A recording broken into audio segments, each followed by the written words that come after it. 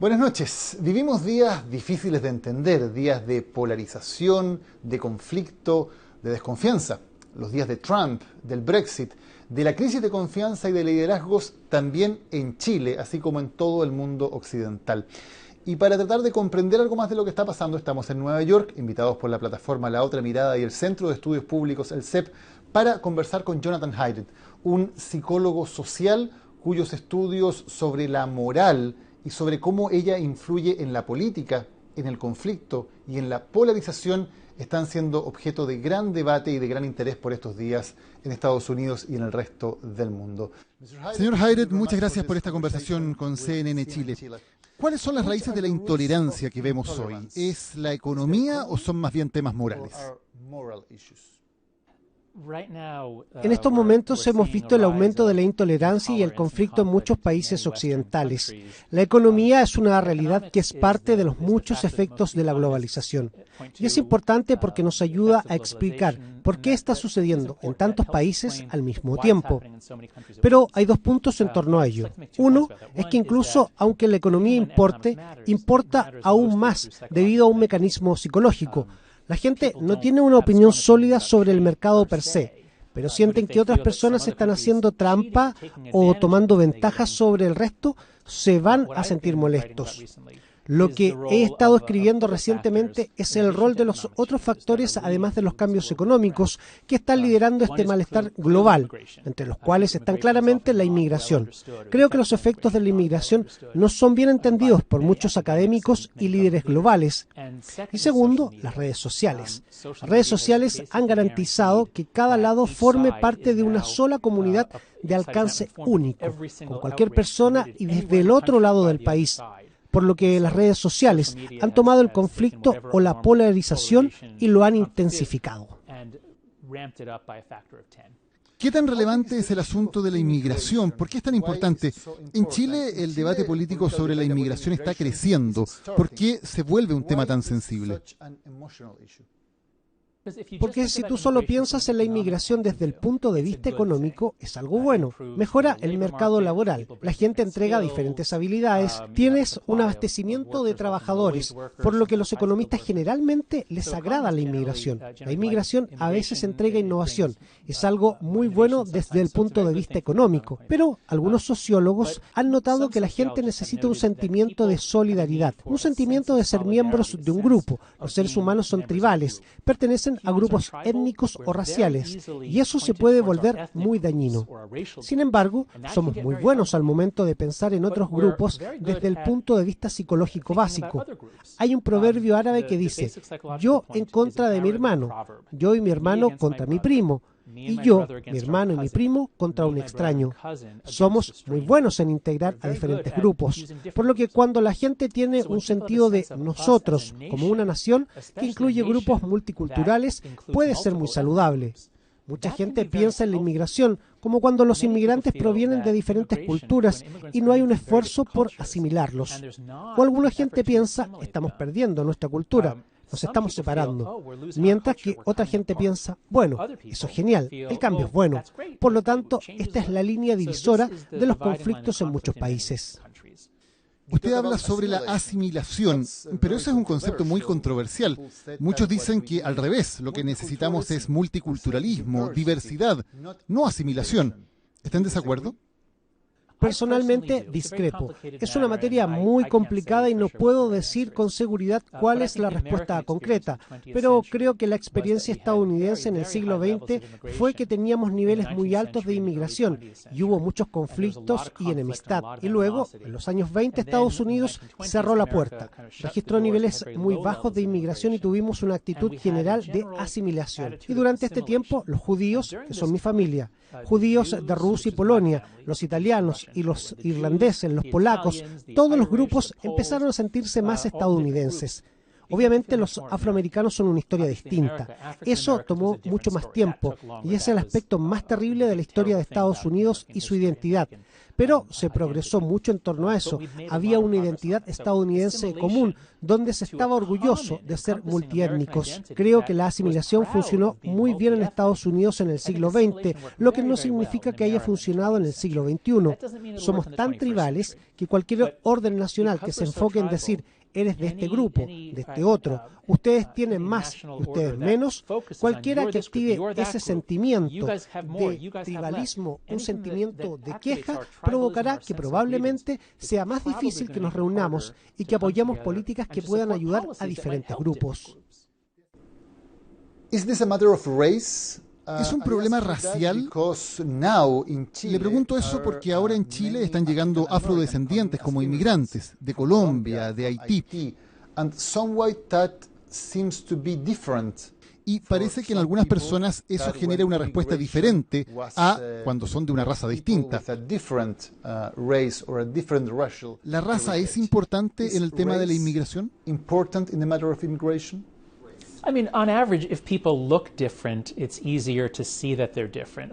promedio, si la gente lo mira de manera diferente, es fácil decir que es diferente. Es decir, la raza. Rasgos de la raza que son más visibles importan. Pero lo que es crucial no es un aspecto biológico, lo que es crucial es un aspecto cultural. Por ejemplo, en Reino Unido, que tiene una larga historia de relaciones con India, en esta mancomunidad, muchos indios tienden a asimilar los valores y tradiciones británicos que vienen del Reino Unido y lo hacen muy bien. Son muy exitosos económicamente, muchos de ellos incluso son patrióticos, ciudadanos británicos patrióticos. Entonces creo que la clave no es la raza en sí. La clave es si un grupo adopta los valores del lugar, los interpreta y se vuelve exitoso. En este momento en Estados Unidos los inmigrantes asiáticos lo están haciendo muy bien. Son más ricos que el promedio de los americanos. En síntesis, creo que la raza no es lo crucial, sino que es el grado económico en el que eres integrado y el grado en el que te ves a ti mismo como un miembro de un país.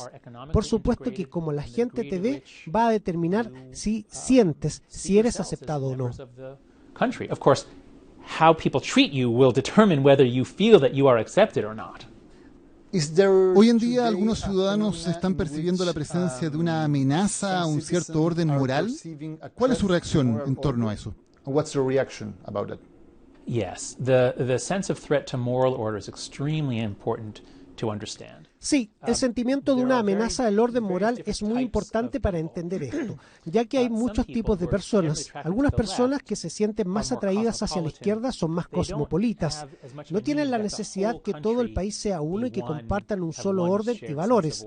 Otras personas, según la psicología, que están más a la derecha, incluso algunas que son autoritarias, esas personas cuando sienten que hay caos, cuando sienten que las cosas están cambiando rápidamente y el crimen o el terrorismo se están incrementando, tienen una especie de botón de alarma en la cabeza. Mientras más amenazas del orden moral o más caos, se presiona este botón de alarma y se vuelven muy racistas, respaldan medidas autoritarias, se sentirán atraídos a un hombre fuerte, ya sea un dictador o un líder. Y yo creo que esto está pasando en muchos países occidentales y en Estados Unidos. So this, I think, is happening in many Western countries and the United States. ¿Y Donald Trump presionó ese botón? Absolutely. Donald Trump's appeal at the Absolutamente. El discurso de Donald Trump en la convención republicana fue sobre eso. Caos en las calles, crimen, terrorismo, peligro. Solo yo te puedo proteger. Esa fue una aparición muy autoritaria. Incluso la copió del presidente Richard Nixon en 1968, en el tiempo del caos y violencia en Estados Unidos. Richard Nixon tenía ese tipo de atractivo y los asesores de Trump copiaron deliberadamente a Richard Nixon. Donald Trump ha usado bastante la palabra repugnante. Ha dicho que personas, que instituciones son repugnantes. En su investigación, ¿es importante esa palabra? Repugnante, repugnantes. The psychology of disgust is very interesting. Bastante, y la discusión psicológica es muy interesante. Tú te puedes enojar con alguien y después superar la situación. Mis hijos se enojan entre ellos unas 20 veces al día y después vuelven a jugar, se enojan y así sucesivamente. La indignación es más duradera. Si sientes aversión por alguien, es contaminante, te quieres mantener lejos, por lo que la repulsión es mucho más dañina en una democracia, en una familia o en una relación. Lo inusual de Trump es que pareciera tener algo muy personal que hace que sienta miedo de todo. No lo quiero diagnosticar con ningún desorden, pero tiene una alta sensibilidad de desagrado. Entonces, la idea de construir una muralla y dejar fuera a esta gente sucia y repugnante, no sé si haya tanta hostilidad en Estados Unidos contra los mexicanos, pero de alguna manera los está involucrando a todos. Por lo que algo particular sobre la psicología de Donald Trump es que tiene esta alta sensibilidad de desagrado y que habla de una manera que sintoniza con las personas autoritarias. Son partidarios de mantener las divisiones y alejar a cualquiera que sea diferente, y eso es muy dañino. Kick out the deviants, kick out anyone who's different. So it's very ugly. ¿Y esta estrategia funcionará en cualquier país? It's a recipe that should work in almost all countries. There's a very important book by a political scientist named Karen Stenner. Debería funcionar en casi todos los países. Hay un libro muy importante de la cientista política Karen Stenner llamado La dinámica autoritaria. Mis ideas sobre autoritarismo vienen principalmente de ella. Y ella dice: sí, hay gente que se inclina por autoritarismos en cada país. Nunca son una mayoría, pero son un grupo que puede ser atractivo. Y creo que lo importante que los políticos deben tener en mente es si los conservadores se unen a los autoritarios, pueden convertirse en una mayoría. Y los autoritarios usualmente son racistas. En Reino Unido, el 52% de los votantes apoyaron el Brexit. Algunos de ellos eran racistas, pero creo que la mayoría no. Cuando los conservadores sienten que las cosas están cambiando muy rápido, que estamos perdiendo lo que tenemos, eso es una preocupación conservadora. Los conservadores no quieren cambios rápidos, mientras que los autoritarios están particularmente preocupados sobre el caos y el desorden. Pero a veces los políticos pueden alinear ambos grupos y obtener una mayoría. But the two groups can sometimes line up, and a politician who can line those two up can often get a majority. ¿Ve un paralelo entre lo que está pasando ahora en los Estados Unidos y en Europa y en lo que pasó en los años 20 y 30 en las democracias occidentales con el ascenso del fascismo y el nazismo? Certainly the combination of bad economic times for a long time. Ciertamente el efecto de la crisis económica durante un largo periodo es muy poderoso, porque cuando la gente siente que el país se está expandiendo y que el futuro será mejor, son más generosos. El ser humano inmerso en situaciones de escasez es muy bueno compitiendo para conseguir todos los recursos para ellos y sus familias. Y cuando hay un sentimiento de abundancia, son más generosos y abiertos.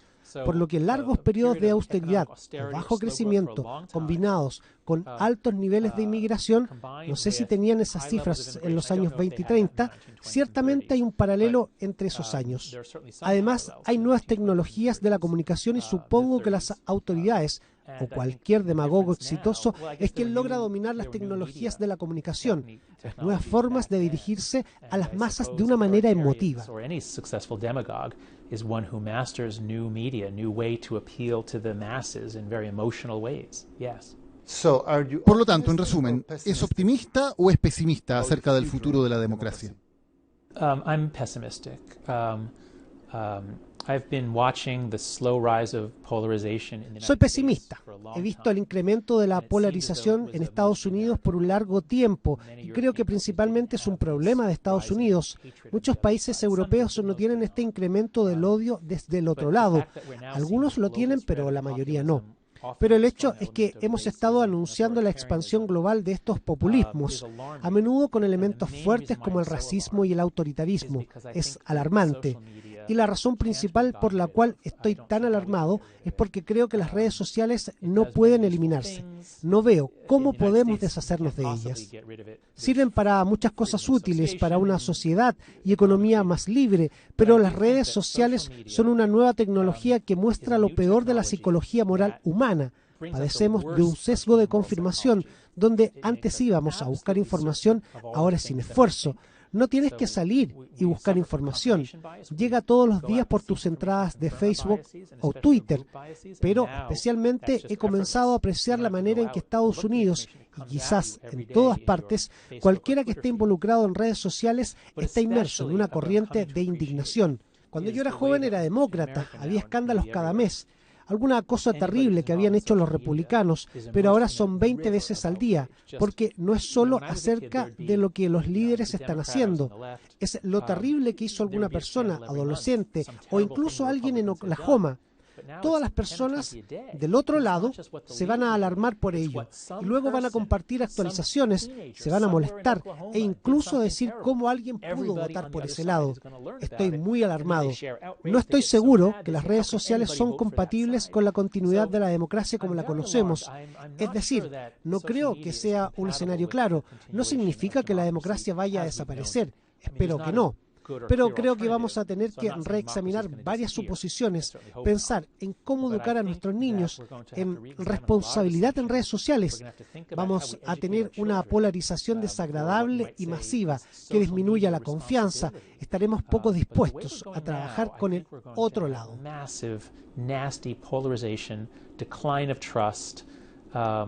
Unwillingness to work with the other side. Mr. Haidt, we are going to have a break and we'll resume this conversation. Vamos a hacer una pausa y retomamos esta conversación con Jonathan Haidt desde Nueva York.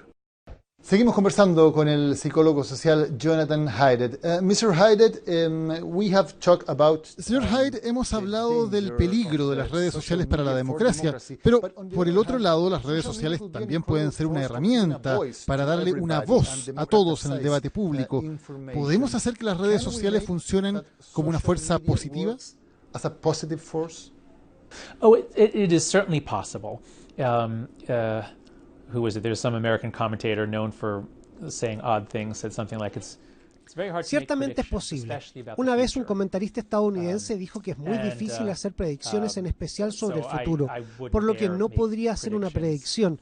Podemos ver una tendencia y predecir cómo seguirán porque son algo que a menudo no cambia, pero creo que en los próximos 5 años las cosas se van a poner peor en términos de inestabilidad política y odio, pero no puedo predecir 15 o 20 años más adelante. Quizás haya cambios tecnológicos, que las empresas de redes sociales sean capaces de cambiar sus algoritmos de tal forma que no pierdan sus cuotas de mercado. Una preocupación es que si Twitter o Facebook dijeran, vamos a cambiar cosas de modo que las personas obtengan artículos del otro lado, pero no el extremo, sino el moderado, a ver qué sucede. Quizás si Facebook hace eso, no le guste a la gente y se vayan a su competencia, una nueva compañía, que les entreguen lo que quieran. No lo sé, no sé qué pasará, pero la gente es ingeniosa, las generaciones están cambiando, las cosas pueden mejorar. Solo estoy diciendo que en este momento, sentado aquí en Estados Unidos, en el mes de diciembre, miro al resto del mundo y siento que la democracia está enfrentando una serie de desafíos. Sitting here in the United States of America in December of 2016 and looking out at the rest of the world, it looks as though democracy is headed for some real challenges. We as journalists Nosotros como periodistas tenemos fe en las evidencias, que si presentamos los hechos, las evidencias, podemos hacer una contribución a un mejor debate político en cualquier sociedad. ¿Estamos equivocados al pensar eso? Are we wrong? Yes, you're wrong. Yeah. We think that about science too. And we're more right about science than you are about journalism. Sí, están equivocados. Pensamos lo mismo sobre ciencia y tenemos más razón sobre ciencia que ustedes sobre el periodismo. A la larga, si la evidencia es abrumadora de un lado, eventualmente la ciencia lo apoyará. Pero si hay cualquier ambigüedad, ni los científicos lo respaldarán. En Estados Unidos y Europa, la mayoría de los científicos son de izquierda y en algunos aspectos están politizados, como que si elevas el salario mínimo, generará mayor desempleo entre los trabajadores más pobres. Si eres de izquierda, dices, no, el mercado del trabajo es distinto a los otros mercados y el sueldo mínimo es bueno. Pero si eres de derecha, dices, es economía básica. Si subes el precio de la fuerza laboral, será más cara y los trabajadores serán reemplazados por robots. Y cada lado estudia las posturas de su adherente. No sabemos cuál es la verdad. Incluso en la economía, una pregunta apunta a cuáles son las consecuencias políticas. Por ejemplo, si en una comunidad académica todas las personas leen el mismo periódico, la verdad podría ser la misma. Pero ahora observa todo el país. No somos una comunidad. es mucho más grande y está conducida mucho más por fuerzas del mercado, que son elementos que atraen la atención y que hace que la gente lo siga. Eso vende. Bueno, las emociones venden, hacen que la gente siga algo, hacen que una publicación se vuelva viral. Y el sistema de medios está guiado por las emociones, aunque por supuesto tienen una larga tradición de ser guiado por la verdad, pero también tienen una larga trayectoria de intentarlo. Por ello, creo que las redes sociales son mucho más conscientes.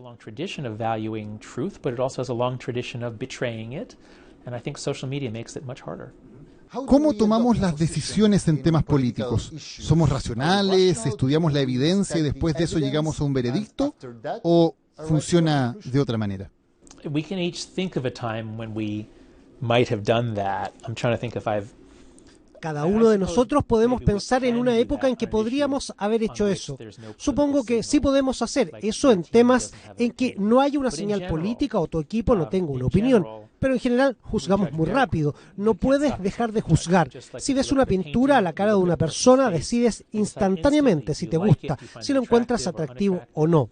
Por lo que tenemos sentimientos y reacciones muy rápidas. Y luego la revisión que hago en mi libro The Right Use in Mind muestra que somos muy malos diciendo ¿qué dice la evidencia de aquí? ¿Y qué dice la evidencia de acá? Pero somos muy buenos diciendo, creo que él es un estafador. Déjame encontrar evidencia que respalda mi creencia, que él es un criminal. Vamos y pensamos, él hizo esto, alguien me dijo esto otro. Somos muy buenos como abogados, somos muy buenos apoyando las conclusiones que ya hemos sacado. Incluso los científicos son muy buenos en eso. Ahora, en una comunidad de científicos donde la gente se puede desafiar entre sí, o en un ecosistema ideal del periodismo, donde tienen posturas de la derecha e izquierda, donde todos están hablando entre sí, se conocen y se responden, puedes imaginar que eventualmente los periodistas puedan llegar a la verdad, pero mi conjetura es que en general no, son bien separados y cada lado tiene su pensamiento y no pueden dialogar entre ellos.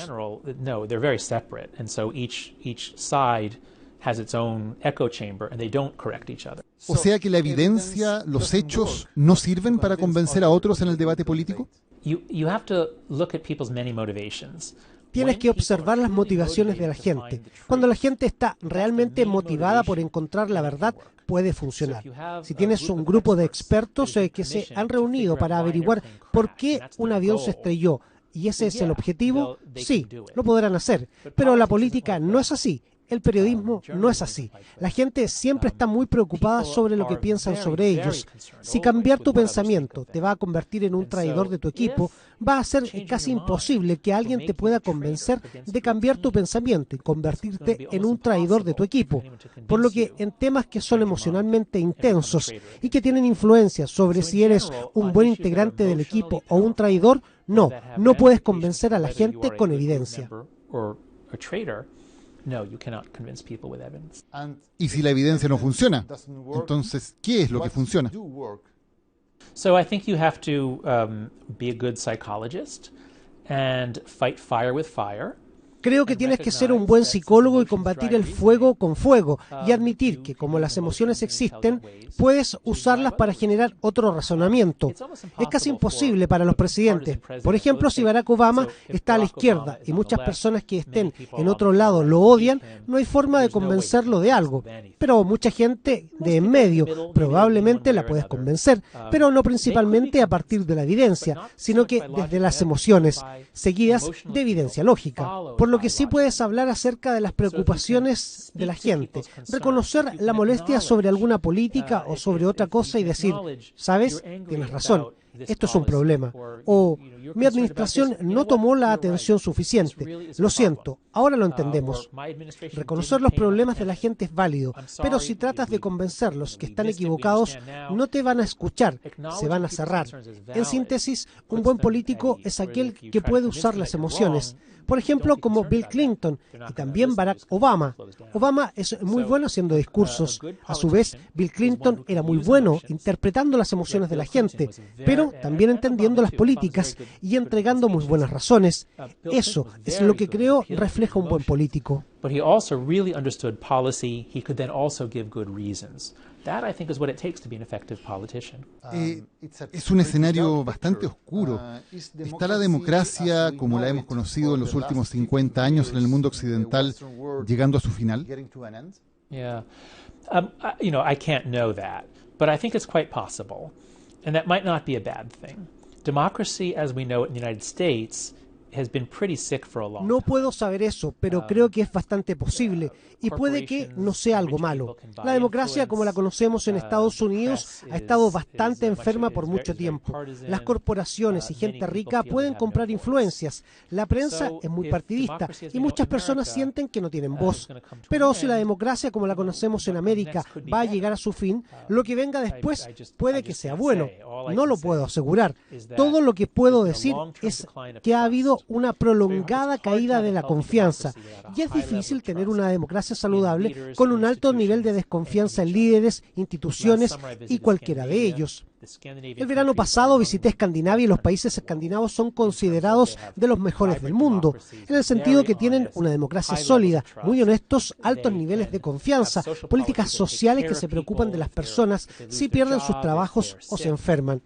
Por lo que muchas personas miran los países escandinavos como modelos, pero mi miedo es que los países escandinavos también puedan experimentar disminución de confianza, especialmente como resultado de que altos niveles de inmigración puedan generar conflictos internos entre derecha e izquierda y que eso disminuya la confianza. Creo que estamos enfrentando una disminución global de la confianza y creo que las redes sociales son parte de ello. Las redes sociales reúnen todo ello en una especie de río que fluye contra todos. Contra los presidentes, los congresistas, empresarios, líderes religiosos, por lo que estamos enfrentando una disminución global de la desconfianza. No sé lo que pasará. Puede ser que en 100 años más encontremos diferentes formas de vivir, quizás sea posible. What will happen, I don't know. 100 years from now, will we find different ways to live? Quite possibly. You're coming to Chile in January. Usted vendrá a Chile en enero. ¿Qué considera interesante de Chile? Well, Chile, of course, is so interesting for many. Por supuesto que Chile es muy interesante por muchas razones. Primero, porque es la gran excepción en Latinoamérica en términos del camino que sigue. Todo el mundo está interesado en países como Corea, que está dividido en la mitad con dos sistemas, o Alemania, también cortado a la mitad con dos sistemas diferentes, o países que cambian radicalmente, como Venezuela, Cuba, Chile. Y por lo que he escuchado, Chile es una gran historia de éxito en lo que se refiere al mercado.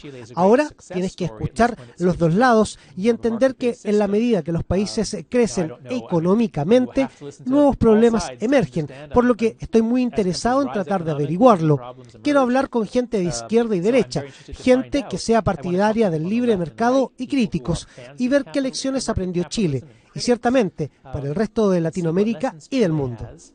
Certainly for the rest of Latin America and really for the rest of the world. Mr. Haidt, thank you very much for this conversation with CNN Chile. Es un placer. Esperaré la visita a su país. Esa ha sido entonces la conversación con Jonathan Haidt, quien viajará a Chile en el mes de enero para hablar de estos temas, invitado por la plataforma La Otra Mirada y por el Centro de Estudios Públicos CEP. Sigan en la sintonía de CNN Chile, que tengan